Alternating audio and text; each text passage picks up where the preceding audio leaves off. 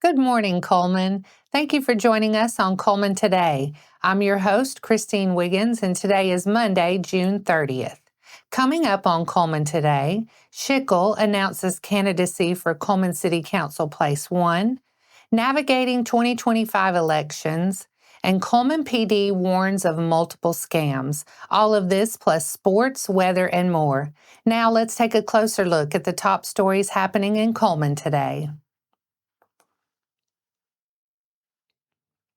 Charles Chuck Shikle has announced his candidacy for Cullman City Council Place 1. According to his official announcement, Shikle, a Cullman native who served in the U.S. Army and as area law enforcement for 25 years, is vowing to work to make sure public safety, schools, and roads grow with the growing community of Cullman. His support of small businesses and belief in wise investments in the infrastructure are foundational elements crucial to the growth of Cullman. Shikle's promise is to serve responsibly and with integrity. Cullman's municipal election will take place August 26, 2025. Cullman County voters face a more complex election cycle this year, with overlapping special elections and municipal contests scheduled for August. Although 2025 would have been a non-election year for county, state, and federal races, two unexpected resignations changed that. Alabama House District 11 Representative Randall Shedd and District 12 Representative Corey Harbison both stepped down from their seats at different times, triggering two separate special elections. Due to the timing of those resignations, the State House District 11 general election is scheduled to take place on the same day as the local municipal elections, Tuesday, August 26, 2025. For the State House District 12 election, the special primary will take place Tuesday, July 15th, the special primary runoff on Tuesday, August 12th, and the special general election on Tuesday, October 28th. Cullman County Probate Judge Tammy Brown is urging voters to make sure they know which district they live in, because these special elections are district-based, not county-wide. Voters can verify their district and registration status by contacting the Cullman County Board of Registrars at 256-775-4750, by visiting cullmancourts.org, or through the probate office, where maps provided by the legislature are available that offer a visual breakdown of current district boundaries. Brown emphasized that only registered voters residing within a municipality are eligible to vote in that city or town's municipal election, regardless of county residency. Adding to voter confusion this cycle are changes in polling locations. Voters who previously cast ballots at Hanceville City Hall or the Hanceville Civic Center will now vote at the Hanceville Senior Center for the State House District 11 general election. Additionally, due to the storm damage on June 7th, the Kelly Community Center precinct has been temporarily moved to Friendship Baptist Church. Polls will be open from 7 a.m. to 7 p.m. on election days. Voters must bring an acceptable form of photo ID to the polls, and election night results for both State House District elections will be posted on the third floor of the Cullman County Courthouse. The Cullman Police Department is warning residents and business owners of potentially costly scams. If you receive a call from someone claiming to be with Amazon, saying there's a problem with your account or that there's been an unauthorized charge, and then they ask for personal information like your social security number, credit card details, or login credentials, CPD urges you to hang up and report the call. The scammers may even threaten you with legal action if you don't comply.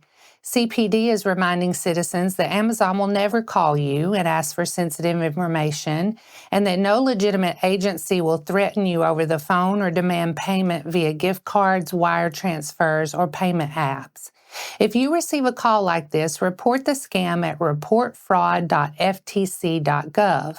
If you're ever unsure, call Amazon directly or reach out to the Cullman Police Department. Another warning from CPD is about a familiar scam with new, more deceptive tactics. Scammers are now targeting businesses by calling and pretending to be someone from corporate, a manager, and even using AI-generated voices that sound like actual employees. Their goal is to convince staff that they are a trusted source. Once trust is gained, the scammer instructs the employee to perform tasks that could include transferring money, purchasing gift cards or Bitcoin, providing sensitive company or employee information, or even giving access to internal systems or security codes. Business owners and managers are encouraged to educate their employees about this scam and establish a verification process for unusual requests. If your business has been targeted or victimized, report the incident to the local law enforcement agency immediately. And those are the top stories in Cullman today. Coming up, Auburn's Johni Broome is drafted by Philadelphia 76ers. Sports is next.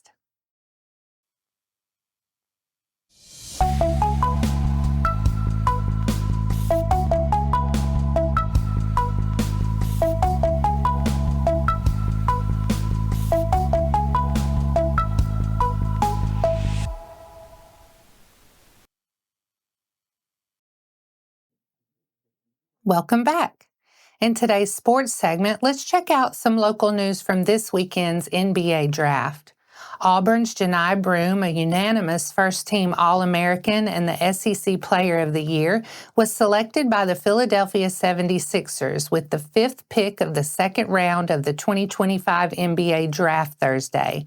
The 35th overall pick of the two-day draft, Broome became the first Auburn player drafted by Philadelphia since Hall of Famer Charles Barkley was selected 5th overall in the 1984 draft. Broome becomes the 7th draft pick in the last 7 years for head coach Bruce Pearl, joining Chuma Okeke, Isaac Okoro, Sharif Cooper, J.T. Thor, Walker Kessler, and Jabari Walker. He's the 36th player in program history to have his name called in the draft. The two-time senior All-American was honored as the SEC Player of the Year, joining Charles Barkley and Chris Porter as the only Tigers to earn this award from the Associated Press. Broome is the only player in NCAA Division men's basketball history to record 2,500 points, 1,500 rebounds, and 400 blocks in his career. A Naismith Trophy Award finalist, Broome led the Tigers in scoring at 18.6 points per game, rebounds at 10.8 per game, and was second in assists with 2.8 per game. The South Regional MVP averaged 17.3 points on 50% shooting and 13.3 rebounds, including 2 double-doubles in Auburn's 4 wins. His 5 career double-doubles in the NCAA tournament were tied with Kentucky's Dan Issel, Shaquille O'Neal of LSU, and Auburn's Jeff Moore for the most in SEC history. Broome and former number 1 overall pick Hakeem Olajuwon in 1984 are the only players to score at least 25 points on 70% shooting and grab at least 10 rebounds in the Elite 8 in the last 50 seasons. And that wraps up sports for today. After the break, Vinemont's 4th of July celebration, the Link partners with American Connection Corps to host service position, a mega cash drawdown, and a greenhouse production workshop series.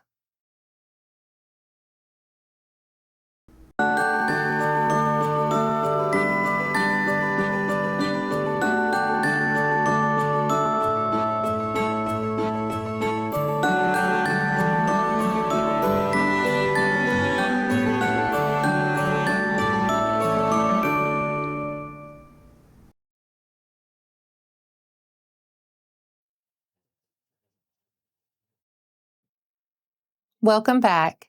Now it's time to speed things up with a news rundown. 4 stories in under 4 minutes. The town of South Vinemont and Vinemont Baptist Church will host the 4th annual 4th of July celebration on Sunday, July 6th at the Vinemont Sports Complex. Gates open at 7 p.m. with the fireworks show scheduled to begin at 9.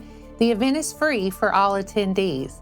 This year's event will include free hot dogs, chips, and drinks provided by the town, as well as shaved ice available for purchase from Froze Shaved Ice. Additionally, there'll be an outdoor play zone featuring giant yard games such as Connect 4 and Toss Across, as well as other activities for kids to enjoy. The fireworks display organized by Vinemont Baptist Church will serve as the main attraction of the evening.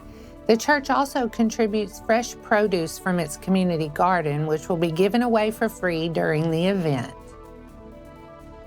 The Link of Cullman County will soon expand its efforts to combat food insecurity through a new partnership with AmeriCorps Vista and the American Connection Corps. The link will serve as a placement site for an American Connection Corps member for 25-26, an opportunity that will support its growing community outreach and food distribution programs. With more Cullman families facing food insecurity than ever before, the need for support has never been greater. In the last quarter alone, the pantry at the link, a neighbor's choice pantry model, has served over 1,800 households. Jonathan Creekmore, supportive services manager at the link, said this person would assist with outreach, distribution, and alleviate some of the volunteer demand. Open to individuals at all life stages, the American Connection Corps offers hands-on experience and job training while making a real impact in the communities they serve. For more information or to apply for the ACC position at the link, scan the QR code on the screen or contact Jonathan Creekmore at jonathancreekmore@linkingcullman.org. Hospice of Cullman County Incorporated of Cullman Regional Hospice recently announced the Mega Cash Drawdown. Its largest annual fundraiser benefiting indigent patients will be held on Thursday, July 24th at 6 p.m. at Stonebridge Farms in the Brownstone Center. This year's event features a chance to win $10,000 while also enjoying dinner, door prizes, and much, much more. Tickets cost $100 each. However, ticket holders can add $25 insurance to their ticket, which allows the ticket holder to have a second chance at the grand prize.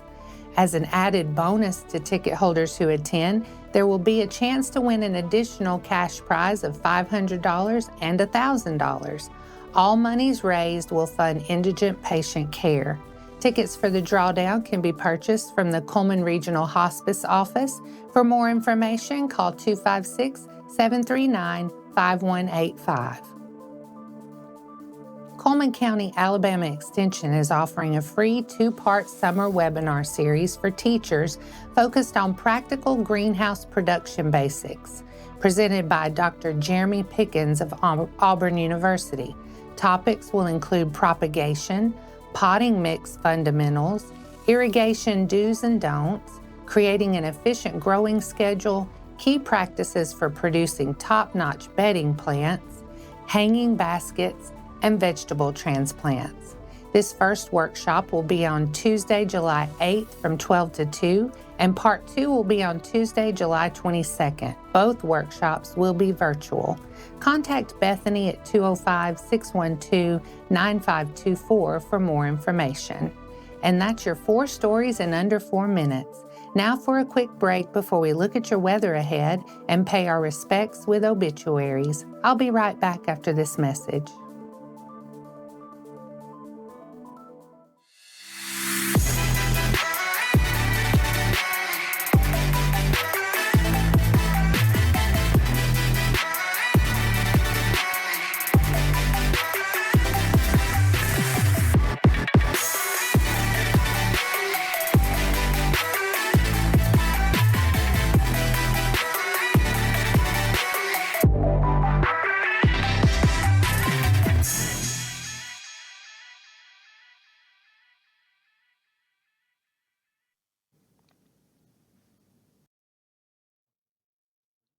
Let's take a moment to pause and remember those who lost their lives this week.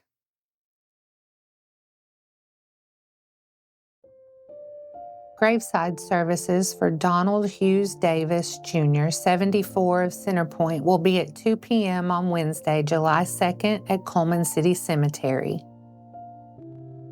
Paul David Talley passed away Thursday, June 26th. Visitation will be held on Tuesday, July 1st at 1 p.m. at Zion Grove Baptist Church with service beginning at 2 p.m. Wilma Hearn Briscoe, 73 of Cullman, passed away Friday, June 27th. Funeral service is incomplete at this time. Our thoughts and prayers go out to their friends and families. Now let's take a look at your weather forecast.